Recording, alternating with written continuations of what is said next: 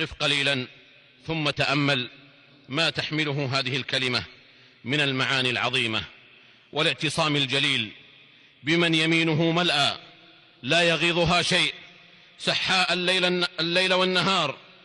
أرأيتم ما أنفق منذ خلق السماء والأرض فإنه لم يغض ما في يمينه. بذلكم أخبر النبي صلى الله عليه وسلم. ذكر جماعة من المفسرين والمحدثين قصة حسنها بعضهم بمجموع طرقها، وهي أن عوف بن مالك الأشجعي أسر المشركون ابنا له يسمى مالكا، فأتى النبي صلى الله عليه وسلم فقال: يا رسول الله، أسر العدو ابني وشكى إليه الفاقة أيضا. فقال له النبي صلى الله عليه وسلم: اتق الله واصبر وأكثر من قول لا حول ولا قوة إلا بالله.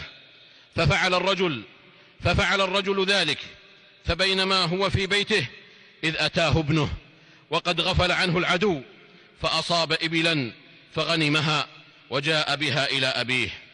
الله أكبر ما أعظمها من كلمة، والله أكبر ما أعظم أثرها، والله أكبر ما أغفل الناس عنها قولا وعملا. وهي سهلة يسيرة يستطيعها القوي والضعيف والغني والفقير ومن هو على فراش العجز والمرض. يا رب، أنت كلما رزقتني رأيت خيرا سابغا لا حد له، رزقتني وأنت خير رازق، أزحت يا قدير كل معضلة.